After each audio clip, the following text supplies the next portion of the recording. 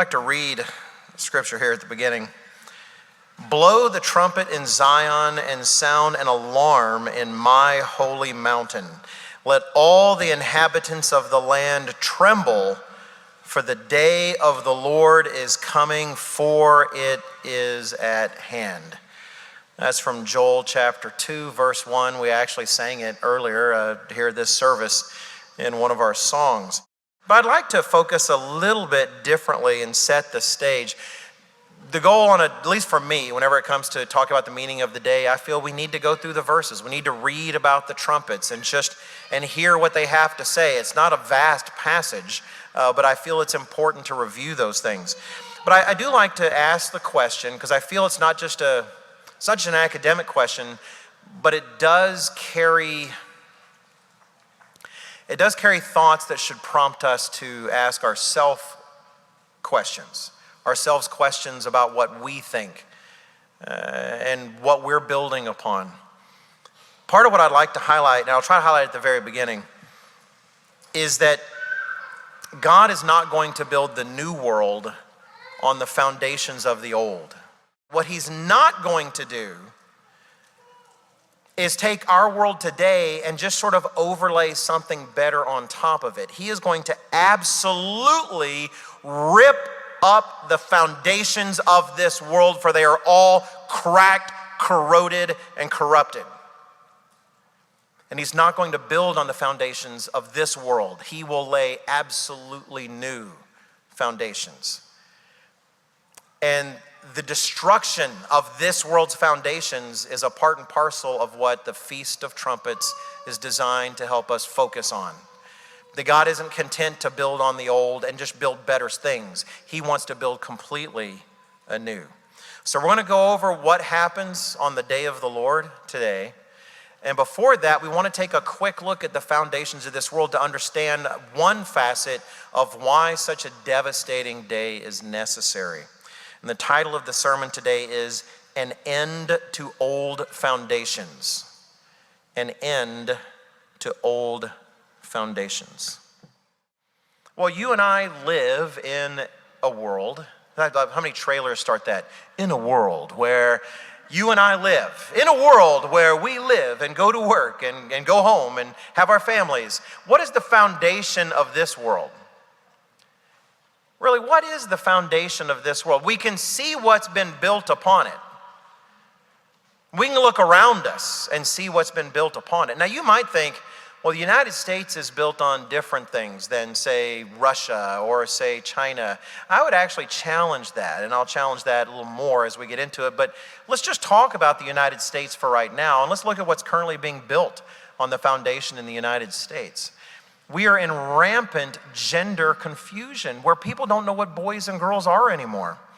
There's all this hoopla going on about, I don't want to get the name of the hospital wrong, and I didn't write it wrong, but a particular hospital, some of you know the hospital I'm talking about, made some promotional videos about the different kind of gender surgeries that they do to supposedly reassign someone's sex, and how they offer those things to children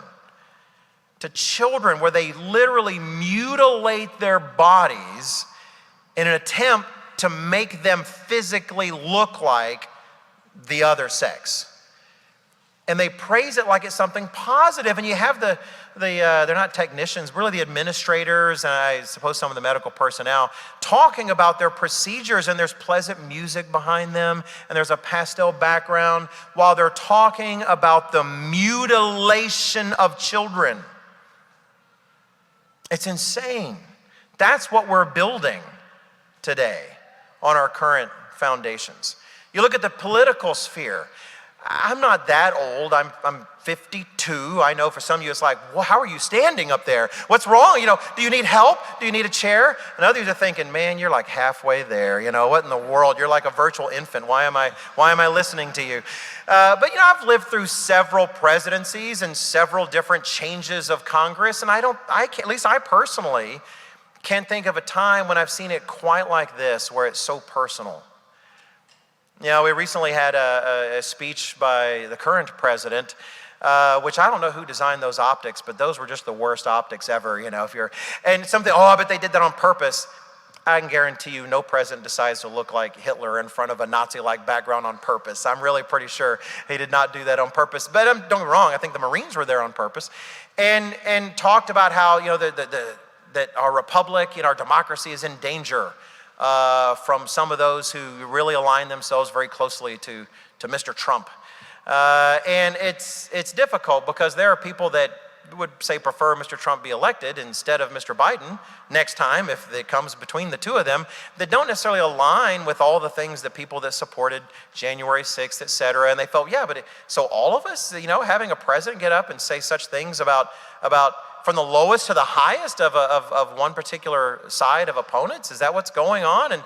And whether, regardless of what he meant, everyone's primed to take everything in the worst way. Take a look at the other side. I mean, if you didn't actually pay attention to the tweets of Mr. Trump over the entire time he was there, you really missed some excitement, right? I mean, there is some mudslinging and some punching and some kicking. But then you have one side saying, oh, that's just terrible, that's just terrible. And the other side saying, no, that's what I want my guy to do. Go get him. Go get them. These people are destroying the country. Go get them. They shouldn't even be here anymore, right? But then the next guy gets in office and everything switches. How can he say things like that? It's like he's saying we're not American, just because we want to vote for the other guy. But the other side's saying, no, get them. Get them. They're terrible for our country. They're ruining our democracy. Both sides are doing astonishing damage to the country. If you consider yourself a Build Back Better kind of person, so you're just like, well, I'm not allowed to vote because the church doesn't vote, but I'd be voting for Mr. Biden, if I had the opportunity, if that's you. Or if you're like, no, we don't vote, but I don't know why I do a goofy voice. It's not meant to be personal, but still, well, I don't know. I would vote for Mr. Trump if I could, but the church says I really, shouldn't, so I don't. But honestly, I got a MAGA cap. I just keep it in the closet. I don't want nobody to see it. Or, if that's you, let me just be really plain. You've got things to fix in your life because God didn't call you to support either one of them. He called you to support the one whose return we are talking about today. That's who he called us to support. And this day is, in a big way, a recognition that there's no one on earth worthy. There's no one that's going to fix any of this on earth. It is only him. He is the only solution. And we need him to do whatever he's going to do to fix it. What is the foundation of this world? For all the things you might see being built on it right now, the Bible actually tells us the foundation of this world that Jesus Christ longs to remove. If we go to Genesis chapter 3.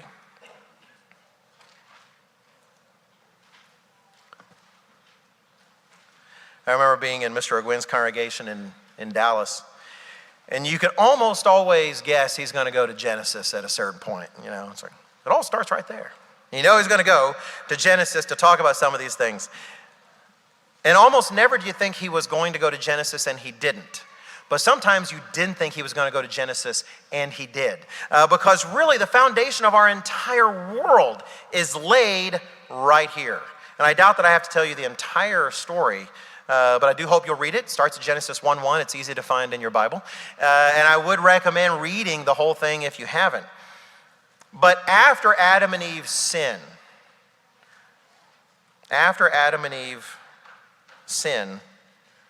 everything is different. God gave them everything. God gave them everything. And so in Genesis chapter 3, sorry about that. Genesis 3, we have the serpent in verse 1 tempting Eve to eat of the fruit.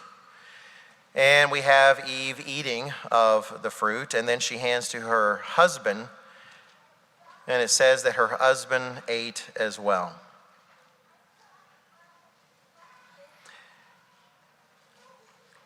When Jesus Christ was about to be tortured to death, that last night on earth before his execution, he was under pressure most of us can scarcely imagine. It wasn't just about his life. It's really all of our lives, right? He bore in a more literal way than any other person in history ever has the weight of the world. And he knew he was about to be tortured to death. It's where we get the word excruciating from, is what he actually had to undergo, to the point that when he was praying, it says that his blood vessels and such were breaking to the point that sweat dropped like blood from him. And even knowing what was coming and asking his father to take it away, if there was some way their plan could work without it having to be this, if there was some other way, he wanted that. He wanted the easier path, not the absolute hardest path there could be. And yet, he said something very important. We won't turn there for the sake of time, but in Matthew chapter 26, what does he say? He says, "Not my will, but your will be done." Not my will. He says, "Father, you know my will. I don't want to suffer." No one truly wants to suffer. He did not want to suffer. And yet, if that's what it took to accomplish God's will, then he said, "Not my will, your will be done." What we see in Genesis chapter 3 is Adam and Eve saying, "Not your will, my will be done." God made it plain to them, don't eat from that tree. You can eat from all these other trees I've given you, but this one tree of the knowledge of good and evil, don't eat from that one. The day you do, you're dead. The day you do, everything changes. It was perhaps one of the easiest commands to keep mankind has ever been getting. Don't eat from one tree. The devil says, "Hey, it looks pretty good." And they ate. And it says very plainly, other place in the Bible, Adam was not deceived. Adam knew what he was doing. He chose, "Not your will, God, but my will be done." Brothers and sisters, that's the foundation of this world. That was the beginning. Everything we see around us has been tainted by being built on that very foundation. Not your will, God, but our will. Our will be done. Even as people have stumbled in the dark searching for God. It's a corrupt searching because their minds are clouded by sin and misunderstanding, and the end result is always something from the tree of the knowledge of good and evil. It's always a mixture. There's no non-mixture out there unless it comes straight from the mouth of God and something he has built on some different foundation. You know, I tried to list some isms. Isms, things that end in ISM, that some of us might get excited about. Oh, that's a good ism. I like that ism. And some bad ones. Ooh, that's a bad ism. Boo, hiss, go away, ism, go away. I've listed a few. I'll let you react internally however you would like to any of them. Now, if you start hooting and hollering, we're going to know you like that one. So, don't be careful. Socialism. Yay, what? I'm just kidding. All right. So socialism, throw it out there. Capitalism. Communism. Statism. Really believe in the power of the state. Libertarianism. Conservatism. Liberalism. Humanism. Star Trek fans out there, I like humanism. I won't list more, but I guarantee you, including all the ones I just said, some of which are pretty American, some of which are not so much so, every single one of man's isms reflects the tree of the knowledge of good and evil.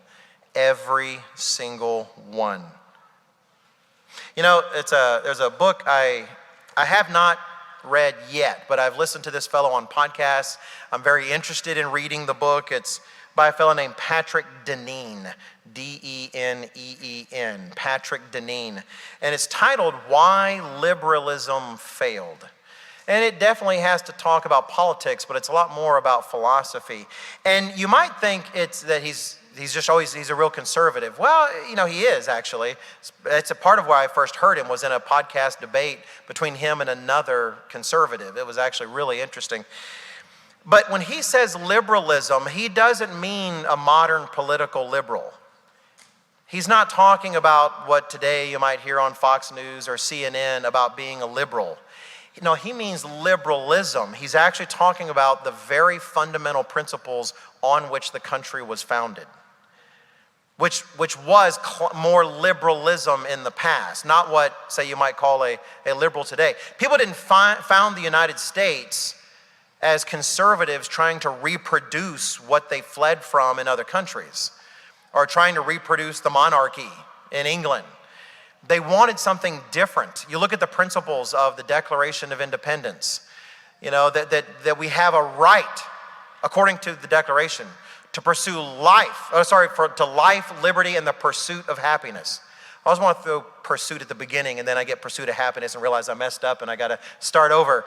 The right to life, liberty, and the pursuit of happiness. And I know in me, suddenly I'm wanting to sing, I'm proud to be an American, because I hear those things and it starts to trigger all these automatic things in me like I'm an animal, because I love that about this country. I love the freedom that I've had. I'm not trying to knock it.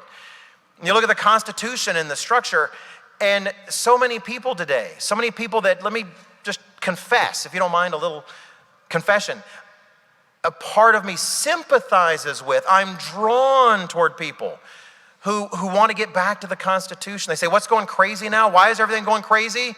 Because we've lost sight of the founders' vision, they would say. We've got to get back to really respecting the letter of the Constitution, right? They'll go and, worship at the altar of Antonin Scalia, the justice. I'm just kidding. He was my favorite justice before he died. He hasn't done much jurisprudence since then.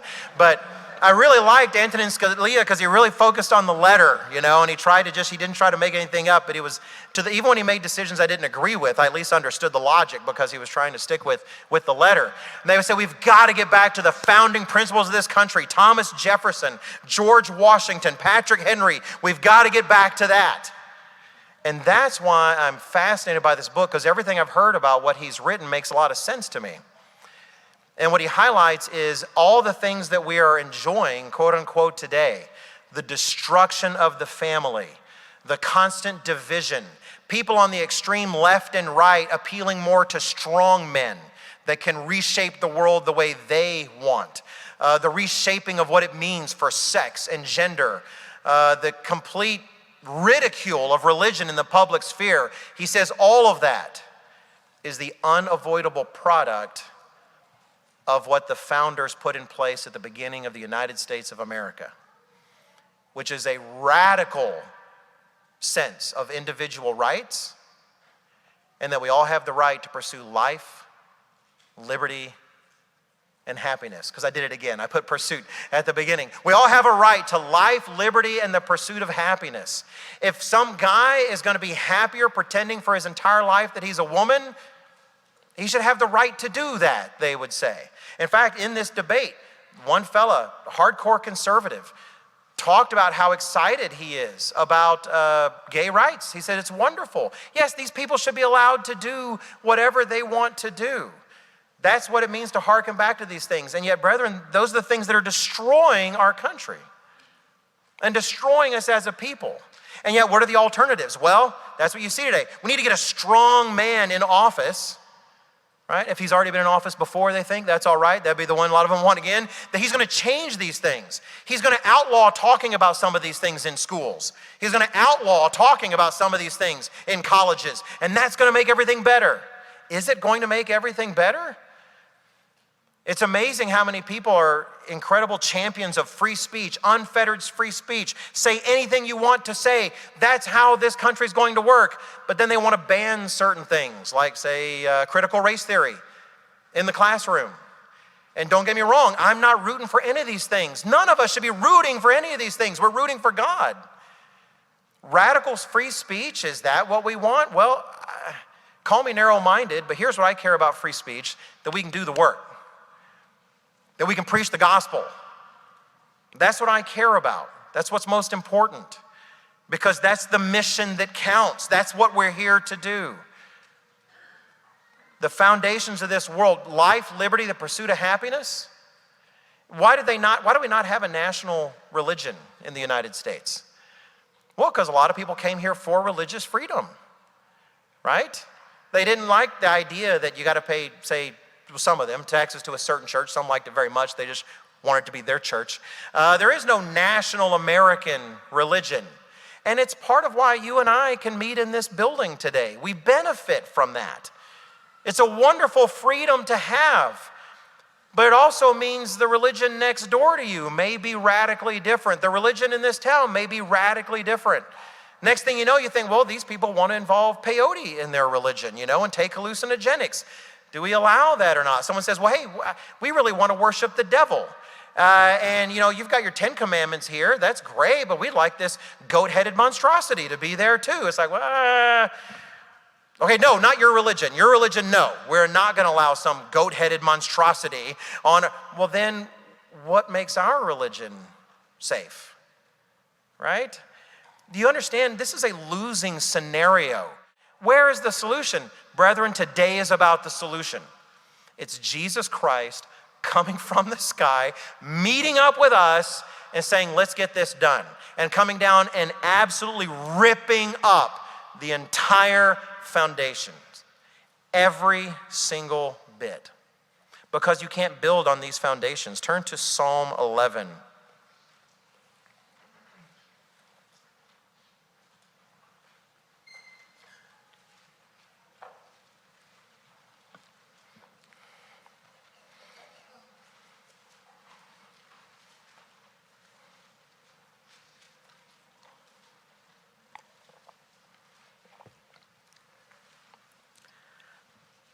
Psalm 11, simple statement, but I hope we all embrace it. It says here in Psalm 11 in verse 3, it's a rhetorical question. If the foundations are destroyed, what can the righteous do? It's rhetorical because there's no need to answer it. The answer is obvious. There's nothing you can do. If the foundations are destroyed, there's no building on that. You have to find good foundations or else rip those up. In fact, just to make sure we're clear about the purpose of Christ on this day, let's jump to towards the end of the Bible, 1 John chapter 3.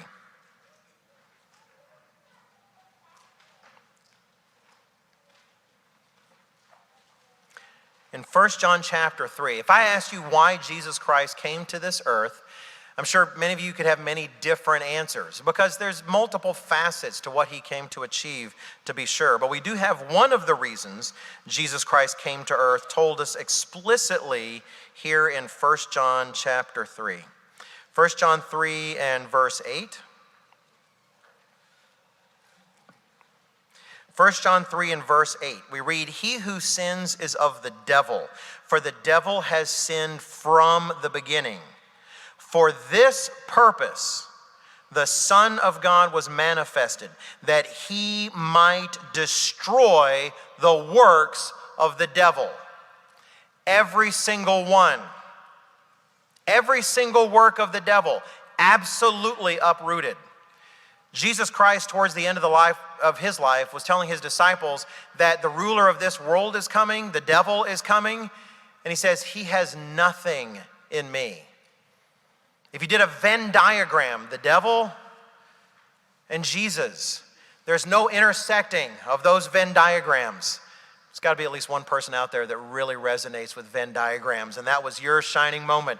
There's no intersection between the two. There's nothing they share. And when he is here, he will absolutely destroy the works of the devil. It'll be, and we see it on the day of the Lord. We see it in a physical realm. Things so devastating, it says that every island and mountain is literally moved out of place.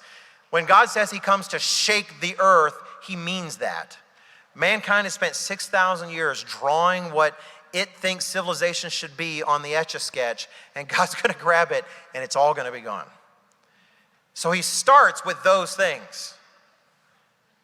But then the work gets more difficult because it has to go to the inside. Unless he destroys the works of the devil in man, then it all happens again. It all happens again. Part of why we are who we are today as the Church of God, brethren, is to allow and participate with Jesus Christ to destroy the works of the devil in us, to help him found new foundations in us. Because if there's any remnants of old foundations in our heart, then what can the righteous do? What can Jesus Christ build in you if there are remnants of old foundations? So God explained to Adam and Eve what would be the result of these foundations. If we go back to Genesis chapter 3. I know you wrote down Genesis 3 and we didn't read anything last time. I ended up summarizing it. In Genesis chapter 3, he tells Adam and Eve what would become of them specifically. And we sometimes read this at graveside services, or at least allude to it. In Genesis chapter 3 and verse 19, he tells Adam,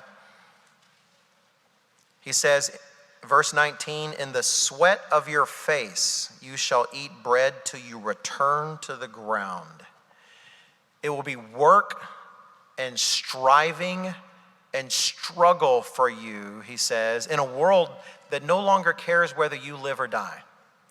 God created a world for them in Eden that, in a sense, sort of cared that they would live. It bore fruit for them. There were no thorns. There was nothing to damage them. It was a world designed to help them live. God says before this, he says, no, it's going to bring up thorns now. The world isn't going to care about you, and you're going to have to strive and struggle in it. Until, he says, you return to the ground. For out of it you were taken. For dust you are, and to dust you shall return. That, for them, was the end of my will, not yours thinking. That they would just return to dust and ashes. But this is also true of the world that's founded on those ideas. It will turn to dust and ashes. If we go to Matthew chapter 24, it's been referred to at least once today, and it's important to have it in mind. Matthew chapter 24, verses 21 and 22. Matthew 24.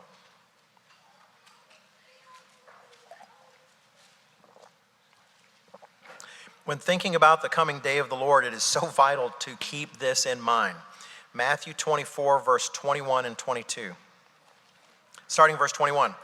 For then, Jesus Christ says, there will be great tribulation, such has not been since the beginning of the world until this time, no, nor ever shall be.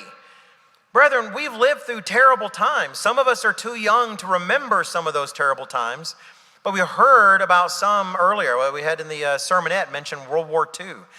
Some who never want to hear those noises again. But we've lived through a world that has committed the Holocaust, in which people were butchered in such astonishing ways. We've lived through the Khmer Rouge there. You look at what happened with Cambodia and Pol Pot. We don't really teach history so much anymore. We've turned it all into social studies. Dr. Rennell has so many helpful things to say about that in terms of how, well, we're just trying to teach people how the world should be. But history is what tells us about the mistakes we've made and the fruit of the past and what we've accomplished. You know, we're on the verge of having this booklet about Germany and prophecy ready to go that Mr. Rob McNair has worked so hard on and working together with materials that the Dr. Winnale has written as well, both of them with materials together. It's just a fantastic booklet. And it's terrible in terms of having to go back and read to what ancient Assyria did and how they would treat peoples to make sure that their points got across. And I won't describe what ancient Assyria would do because we have children here and I don't want them thinking of the pictures that these words would cause to form in their minds. But I think of what Ashurbanipal did in Assyria, and then I read Jesus Christ saying, there will never have been a time like what is coming. That is the end result of my will, God, not yours thinking. How bad? Verse 22, unless those days were shortened, no flesh would be saved. But for the elect's sake, for those God has called aside and is working with for a purpose, those days will be shortened. It is vital as we begin talking about the day of the Lord to keep in mind that what God is doing, as extreme as it sounds, as the things that God does astonish us to think, why does he have to make it that bad? It's because this is the end if he doesn't. A world in ashes, a world in which there is nothing left. And humanity's final years before becoming ashes were written by nothing but terror and horror and suffering. Because his cure seems radical. But that should only remind us of just how bad the disease is. And it's the disease you get when you build a world on those foundations of not your will, God, but mine. So let's go ahead and jump into the prophecies concerning this day. And I'll start a little earlier than the day of the Lord, because I know Mr. Armstrong, we're talking about it. How can you not talk about the 7 seals before you get to the trumpets? So let's go ahead and go to Revelation chapter 6.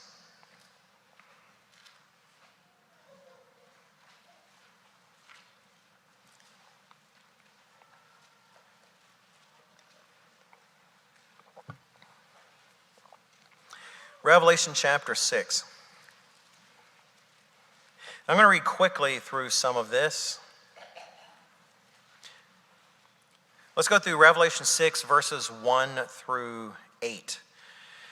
We read here, now John says, seeing in vision, after the tale of the churches has been told, we have the church eras all the way through Laodicea, which is the modern era. And now we're getting into what is to come. He says in verse 1, I saw when the Lamb, and I should highlight, the Lamb has been given a scroll sealed with 7 seals. I thought of making a physical replica, but my imagination exceeded my actual willingness to do the work. So anyway, imagine an amazing scroll, just the finest you've ever seen, with 7 seals. And John is in tears because no one in heaven or earth is found worthy to open them.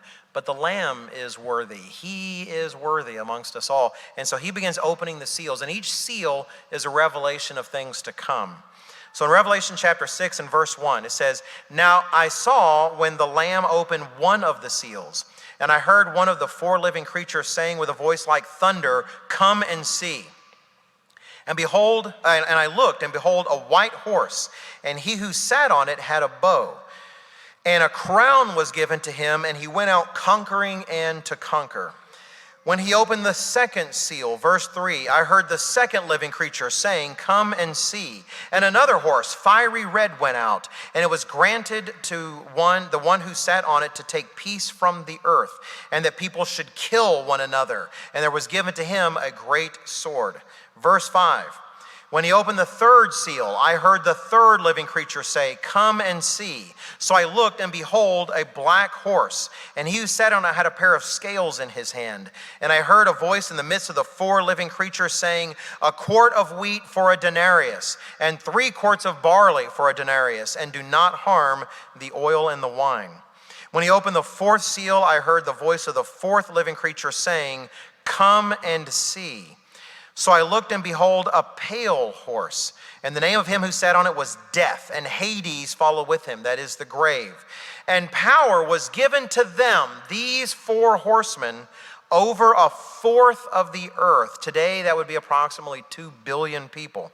To kill with the sword, with hunger, with death, and by the beasts of the earth. These are the famous 4 horsemen of the apocalypse. We have a number of telecasts talking about that, the 4 horsemen ride and others.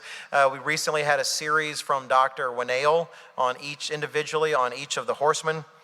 But what do they mean? There's an interesting parallel. We won't take the time to turn there, but please note it yourself in Matthew chapter 24. In Matthew 24, Jesus Christ is talking about things to come. And he talks about, in order, religious deception. He talks about war and rumors of war. He talks about famine and want.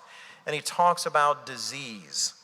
And when you actually line those up, keeping in mind that Jesus Christ is the one who reveals the book of Revelation, it is the revelation of Jesus Christ to show his servants what must shortly take place, it fits.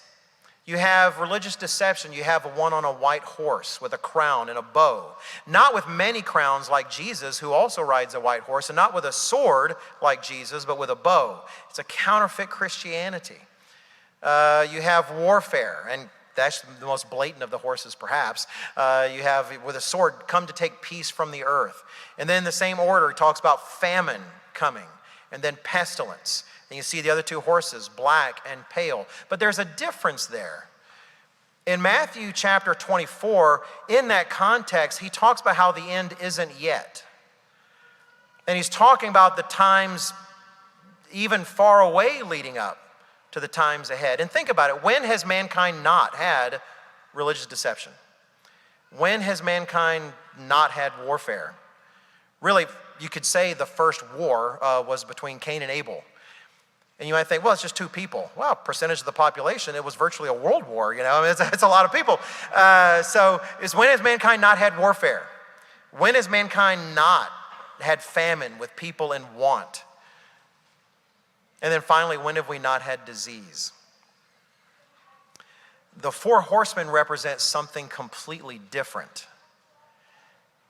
This isn't just someone taking out peace from a piece of the earth here, a piece of the earth there. This is peace all over the globe. This isn't just religious deception. If you look at the white horse, this is a religion going out to conquer. These are end time manifestations of all four of these things. End time versions that do these things on a scale mankind has never before seen. Religious deception on a scale never before seen. Warfare on a scale never before seen. Famine and pestilence on a scale never before seen. You know, I do TWPs and when I talk about coming disease, and I say, look, if some of you think that COVID-19 was it, you are wrong. That was a warning shot across the bow. In those days, people are going to be, man, remember the good old days of COVID-19? I tell you, when I was laying there on that ventilator, it's like, this is the good life. You know, because the things coming will put the past to shame. The four horsemen represent end time versions of these things, the likes of which mankind has never seen. Then you have the fifth seal, Revelation chapter 9. Let's read there. Revelation 6 and verse 9. Continuing in Revelation chapter 6. When he opened the fifth seal, I saw under the altar the souls of those who'd been slain for the word of God and for the testimony which they held. And they cry with a loud voice, "How long, O Lord, holy and true, until you judge and avenge our blood on those who dwell on the earth?" Then a white robe was given to each of them. Later we see that the white robe pictures the righteous acts of the saints. And it was said to them that they should rest a little while longer until both the number of their fellow servants and their brethren who would be killed as they were was completed. Now, this is sometimes a difficult scripture. We covered it, I think, a couple seasons ago in Tomorrow's World on the TV show on Bible Q&A, or the Bible's, your questions, the Bible's answers. That's the name of that program. And this is not like, well, you know, son, one day when you die, you'll go to heaven and live under an altar. So that's right, son, just like a worm, just like a grub. This is not a vision of what actually happens to people when they die. When you understand the symbolism, just like it's not literally, we're not going to see, well, there goes the black horseman riding through town. Oh, dear. Well, I guess famine's on the way. These are symbols, right? These are symbols. And when you look at the biblical symbolism, it's obvious. If we lived in that time, we would know what pools at the bottom of the altar, and it's the blood of the sacrifice. What pools at the bottom of the altar at the temple is the blood of the sacrifice. And we know that the blood of the righteous slain cries out to God, just as Abel's did back when Cain slew him. God says, your brother's blood cries out to me from the ground. This time pictures a martyrdom of the saints, of our brothers and sisters in Christ. It's not everybody. I won't go into all the detail. Revelation chapter 12 pictures a portion of the church that is protected in a place of safety, and it pictures a portion of the church that is not. that must go through those things. And by the way, that doesn't mean we don't have to worry about tribulation and difficulty before that time. There's actually good expectation that things are going to get incredibly difficult. But once the Great Tribulation starts, then we see a division being made. And God says that he will protect part of his church for a time, times, and half a time, 3.5 years. And then there's a part that isn't, because they have to go through that. You can read in Revelation chapter 3. In the Philadelphia church, which we strive to be the remnant of, because we do believe that era is over, but the church does remain. We strive to be that Philadelphian remnant. And in Revelation 3, Christ says to that church, I will also keep you from the hour of trial which shall come upon the whole world to test those who dwell on the whole earth. That's verse 10 of Revelation 3. It's one reason of many the work is important. The work does matter. Anyone who says, I don't see any place in the Bible I got to do the work, well, then you're not reading your Bible, or else God has allowed you to fall into a stupor. Even the verse today, Mr. Strain read from Daniel. Notice it said that they will shine like the stars forever. Who? It says in Daniel 12, those who turn many to righteousness. If you are a part of this work, you are a part of turning many people to righteousness. Those who do not care about a work in the world and want to stare at their spiritual navel and simply attend to themselves are not a part of turning many to righteousness. The work does matter. Then there's the Laodicean church described in the same chapter, and they are told instead that they are wretched, miserable, poor, blind, and naked. Jesus Christ doesn't say that because he doesn't love them. He says it because he does love them, and they can't see their condition. He counsels them to buy from him eye salve so they can see themselves. And he tells them they will have to go through the fire to be tested. That's verse 17 of Revelation chapter 3. Again, don't forget, this time is the worst time in human history. We have the nations that have descended from Israel that will go through all of this. The United States, Great Britain, the British descended nations. It's a time called Jacob's trouble. So we have to know, where is Jacob in the world? And Jacob did not just have one son named Judah. It's not just the Jews. The 12 sons, right? And those who bear his name in a special way, which is Ephraim and Manasseh. If you're not familiar with how to find who is Israel in the world, you must read the United States and Great Britain in prophecy. It's just, if you haven't read that in a long time, I highly, highly recommend that you consider reading that. And so here we have the tribulation going on, the beginning of this 3.5 year period in which all the effects of the 4 horsemen are cumulative and bring us right into this time of absolute difficulty and suffering. And please understand, as we talk about when God intervenes, how bad is it? How bad is it? Everybody dies. They don't, because he stops it, but if he didn't stop it, everyone would die. Everyone you know now, every person that you've ever loved who's still alive, every dog you've ever taken care of, every living thing on the planet would die if God didn't step in. That's how bad things actually get, as mankind is unleashed to do his worst. As we'll see in a moment, Dr. Meredith referred to those days, those kind of first 2.5 years of the 3.5 years, as the day of man. We have man, in a sense, triumphant, the evils of man triumphant, the devil empowered to help whom he will, and it is indeed a terrible time. And it's odd to think of how allowing things to be so bad can be so bad. I mean, that any good can come of that. But I do find it interesting, if I think of humans who have suffered a lot, I think of Jesus Christ, but I also think of Job. Job suffered a lot. Really, Job went through things that I scarcely say there's maybe no one in here who can actually imagine what it was like to be Job and lose every single one of your children and lose every single thing you own and to have your health completely stripped from you and have your own wife tell you, just curse God and die and get it over with, because clearly your Creator has turned against you. An astonishing tale and worth reading. And you see his suffering, his agonizing.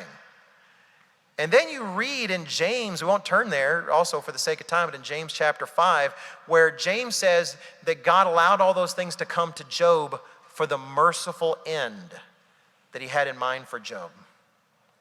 And you think, how in the world can any of that be called mercy? But we have to trust that God knows what he's doing. We have to trust that God knows where he's taking us and for what purposes. You know, we said earlier, the foundation of this world is man telling God, my will, not yours.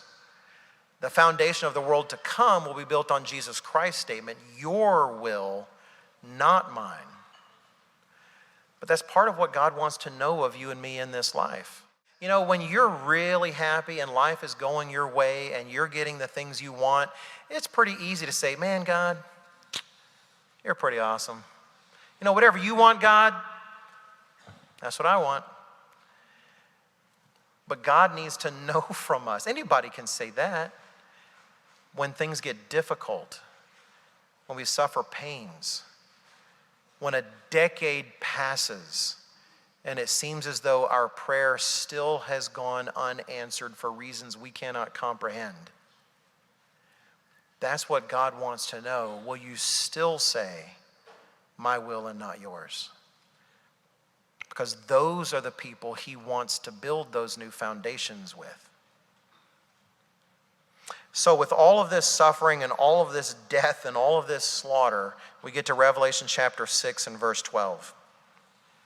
And we get to the beginning of what this day pictures more specifically. Revelation 6 and verse 12. It says here, John writes, I looked when he opened the sixth seal, and behold, there was a great earthquake, and the sun became black as sackcloth of hair, and the moon became like blood. And the stars of the heaven fell to the earth as a fig tree drops its late figs when it's shaken by a mighty wind. And the sky receded as a scroll when it's rolled up, and every mountain and island was moved out of its place. And the kings of the earth, these are the men that have been reigning with strength and power, making their will come to pass right and left. At their command, death took place, and at their command, mercy was extended. It says that the kings of the earth, the great men, the rich men, the commanders, the mighty men, every slave and every free man, literally every one, hid themselves in the caves and in the rocks of the mountains, and said to the mountains and rocks, fall on us and hide us from the face of him who sits on the throne and from the wrath of the Lamb. For the great day of his wrath has come, and who is able to stand? You know, this world works very hard to sell you a Hallmark card version of Jesus Christ. It's the Jesus Christ that just wants to make sure you got a good job and you're happy and you find the one you love and you get through hard times and is there to hold your hand. And don't get me wrong, he is amazing. He is wonderful. He's the one we should long to marry one day, because that's what we're here to do, is to be his bride. But he is also the creator and filled with might and power and wrath. God is capable of wrath.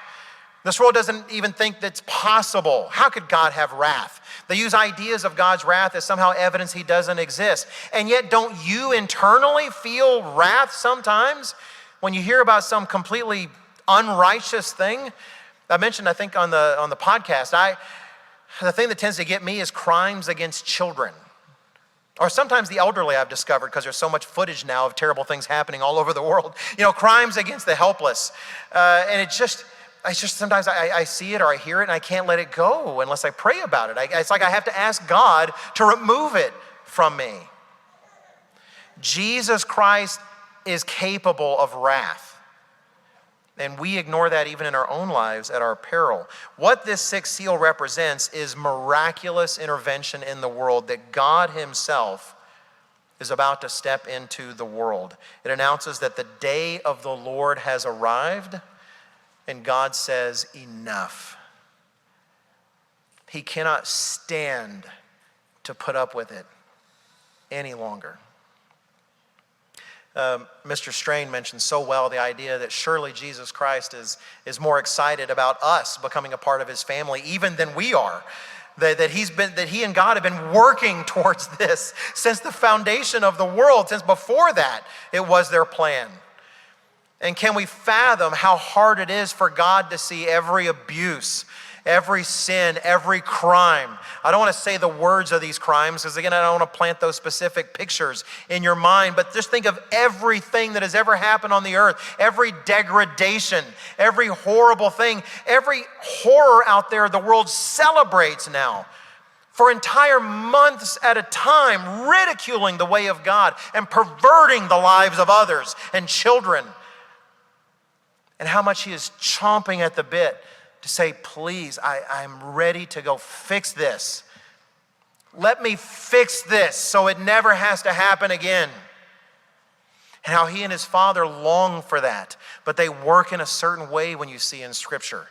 There's a time they wait for sin to become full. And in Revelation 6 here with the heavenly signs that announce the day of the Lord's beginning, that time has finally come and God says enough.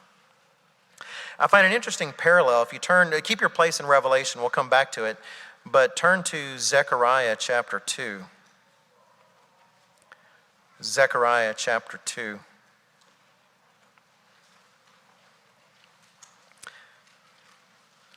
There's this statement that just always gets my attention.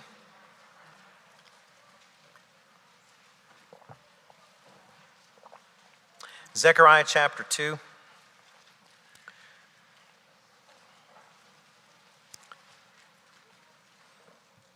And speaking of an end-time situation, when you read the details, we're just going to capture verse 13.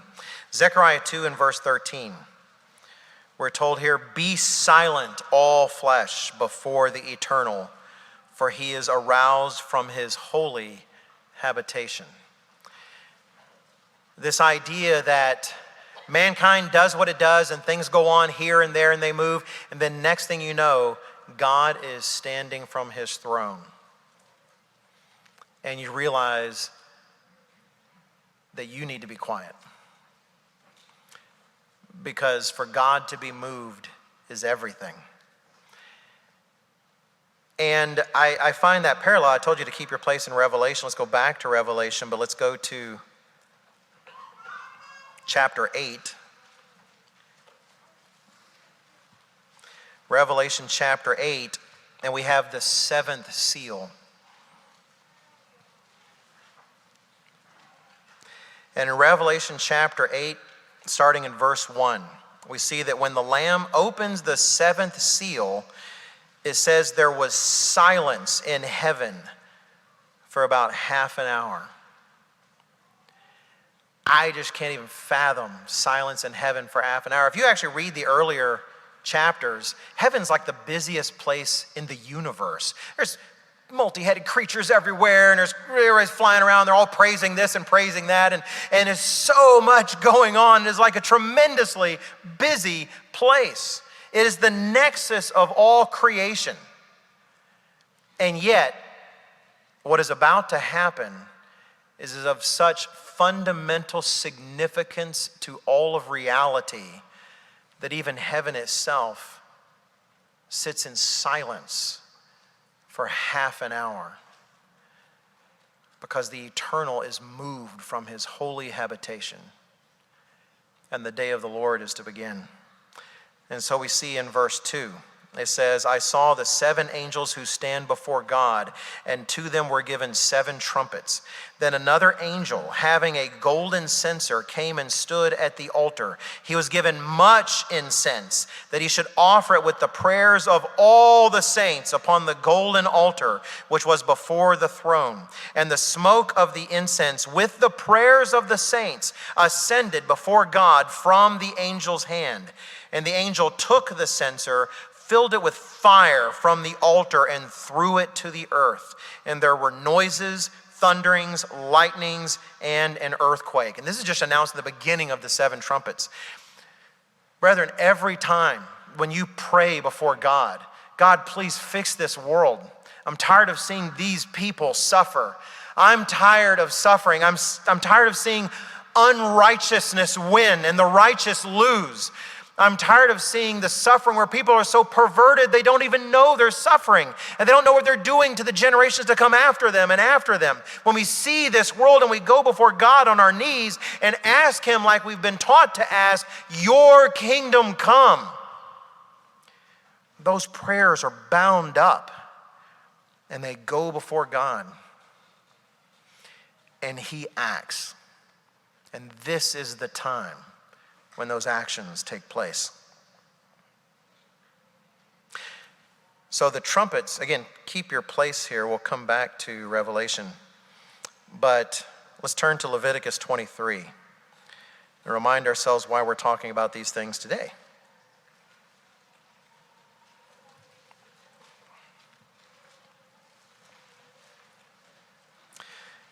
You know, the trumpet guys are going to have to play fast, so I've only given myself 10, 15 minutes. Leviticus chapter 23.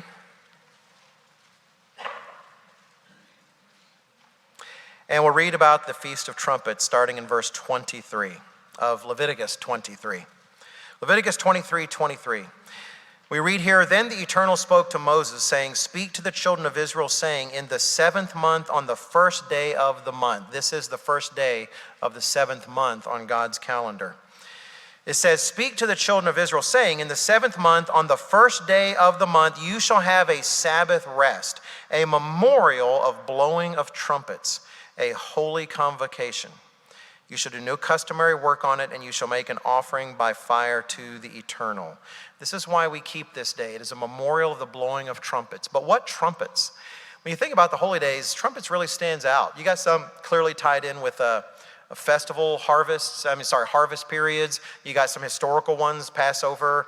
Even the days of unleavened bread is kind of tied into the history of fleeing the Exodus. Then you have this one, this right here, it's talking about a memorial of blowing of trumpets.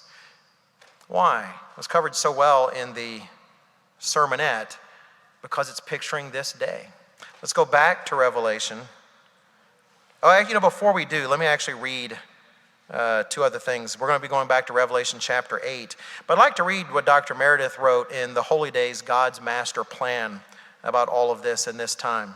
In The Holy Days, God's Master Plan, Dr. Meredith writes, thankfully, before it is all over, God's intervention will prevent humanity from utterly destroying itself. For then the day of man will be over, and the day of the Lord will commence. Yet it will not begin with peace and joy for everyone. Rather, the Almighty will have to enforce peace upon rebellious humanity by first breaking its stubborn will. Thus, our Creator will intervene to show His power and remind a wayward civilization that He is the ultimate ruler of heaven and earth.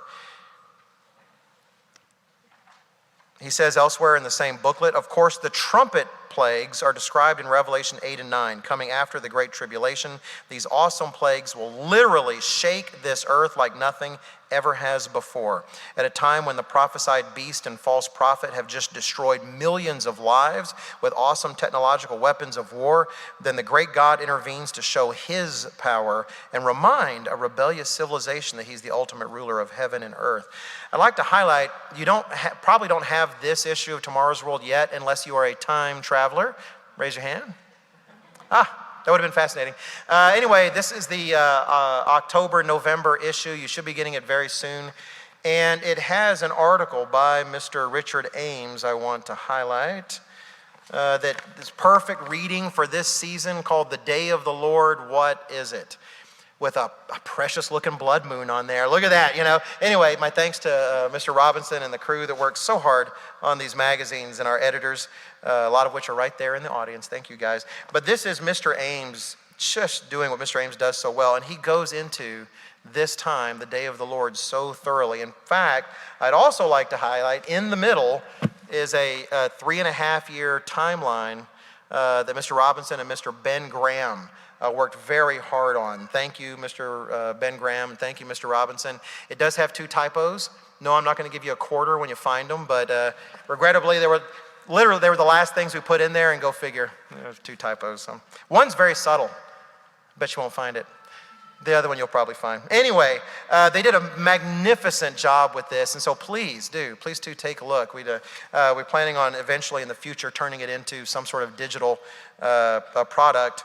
but not until I fix the typos. So anyway, I hope you'll take a look at the magazine. Let's go back to Revelation chapter 8 and read about just some of these trumpets that are blown in this year-long period of the 3.5 years called the Day of the Lord. Revelation chapter 8.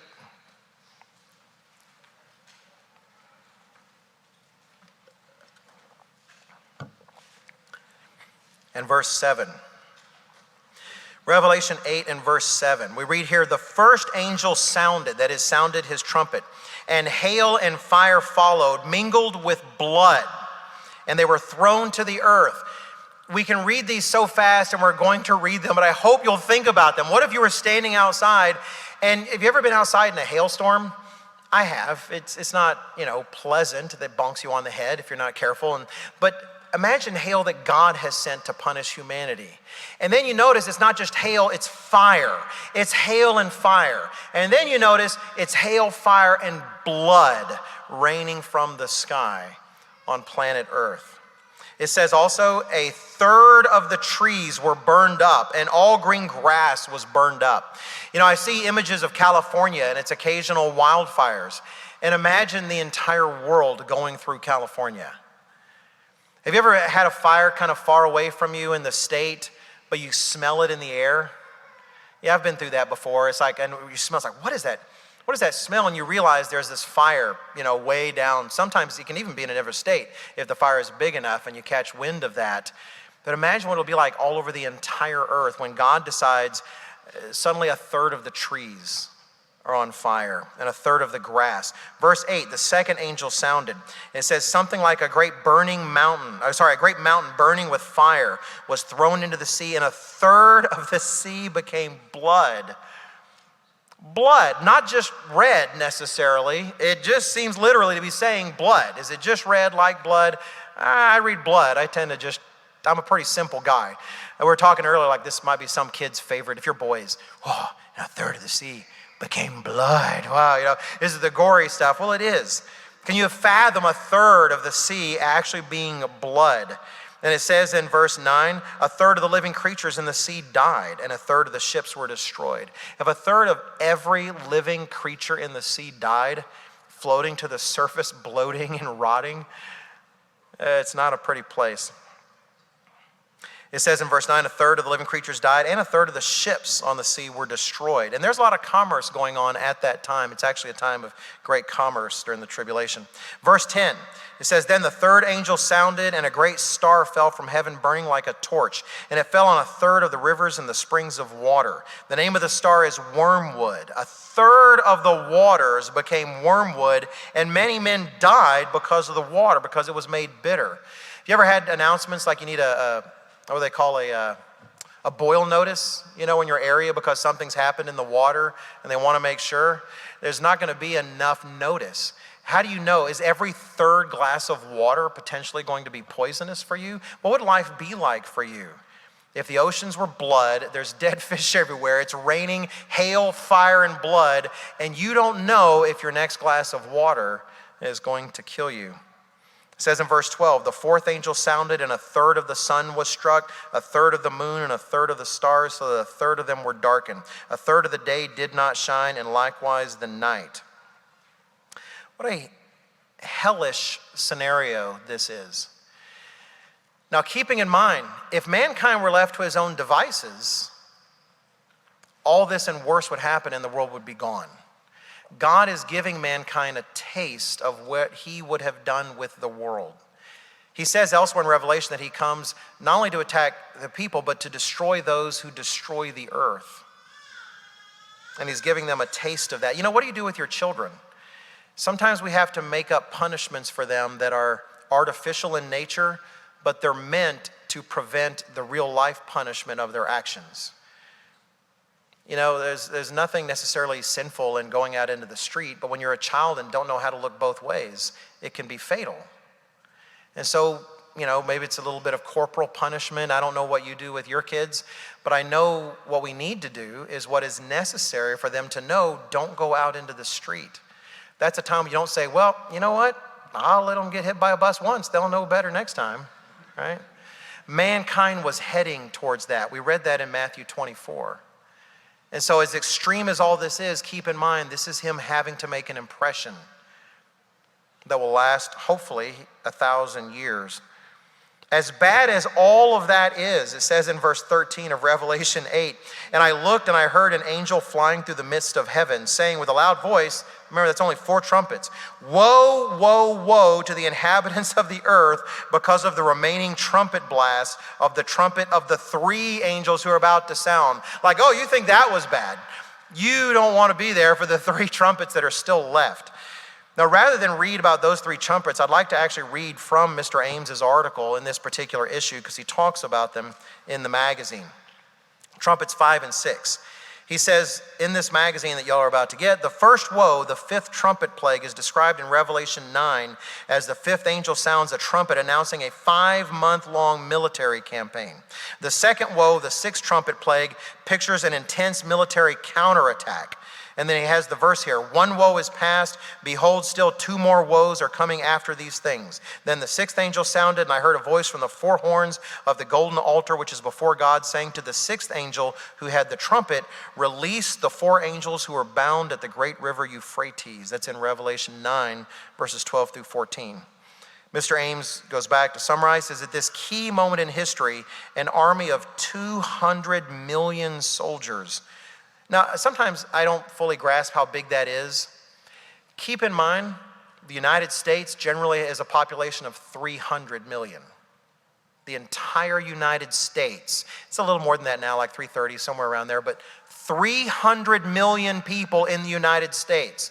Imagine one army composed of 2/3 of the entire population of the United States. It's the most massive army the world has ever seen.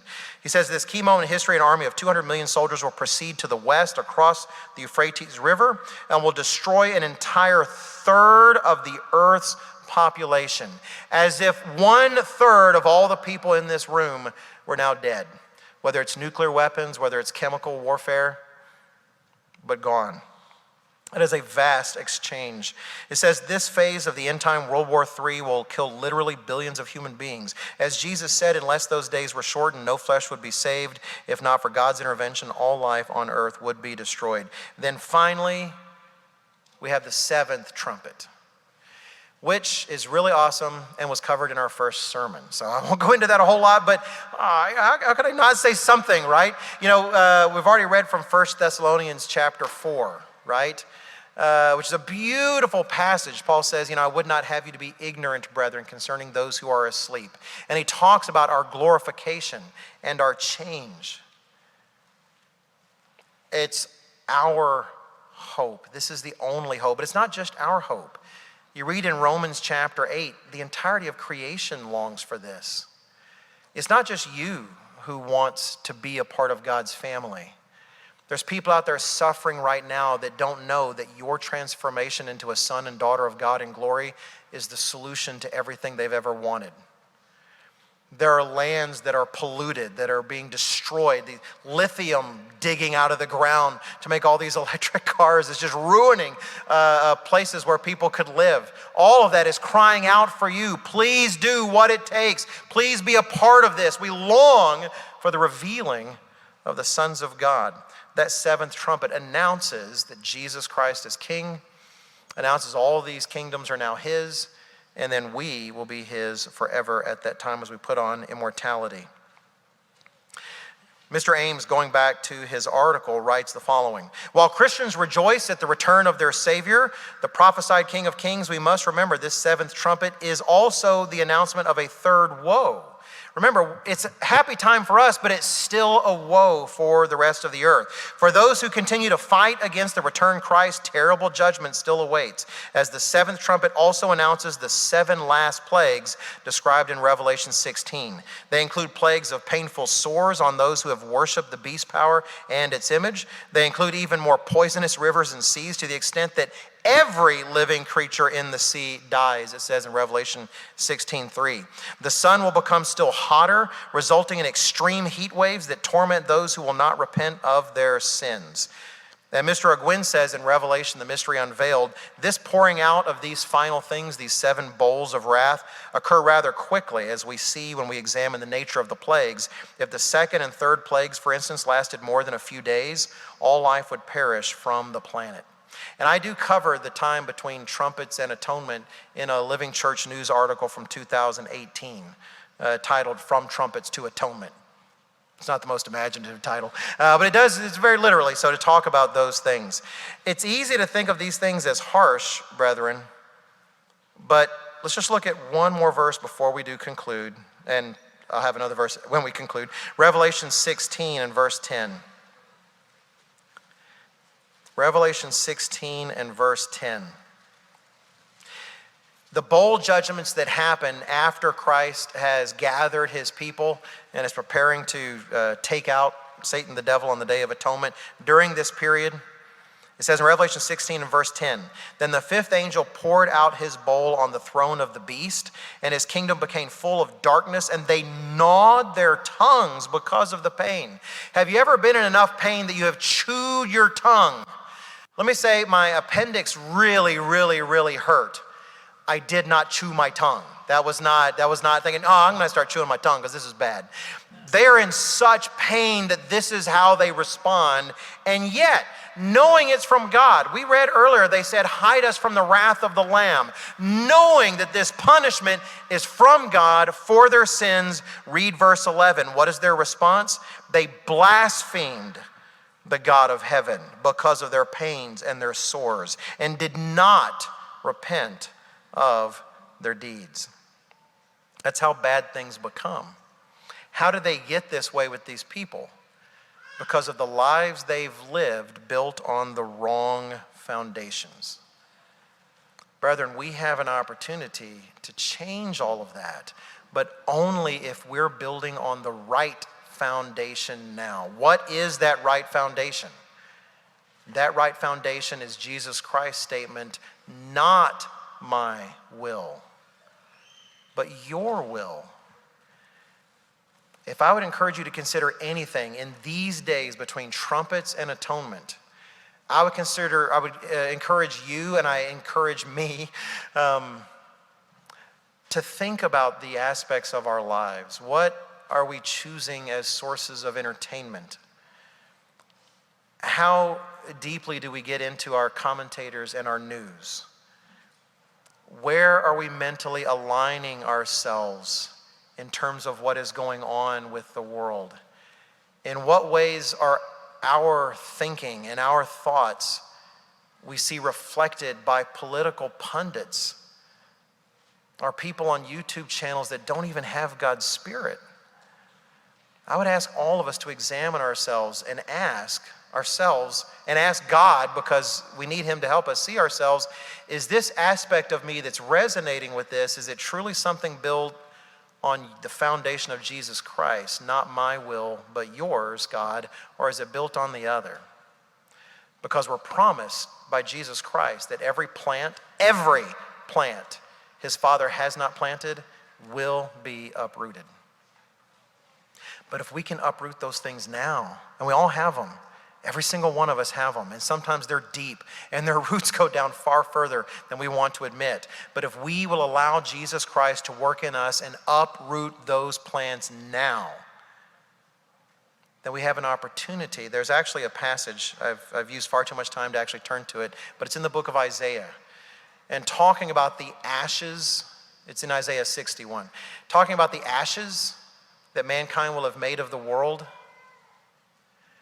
God promises, but I'm coming to give you beauty for ashes. Brethren, all of us have an opportunity. If we will examine ourselves, if we examine our foundations and make sure we're building on the right one, to participate with God and to give this world beauty for the ashes that has been piling up for 6,000 years.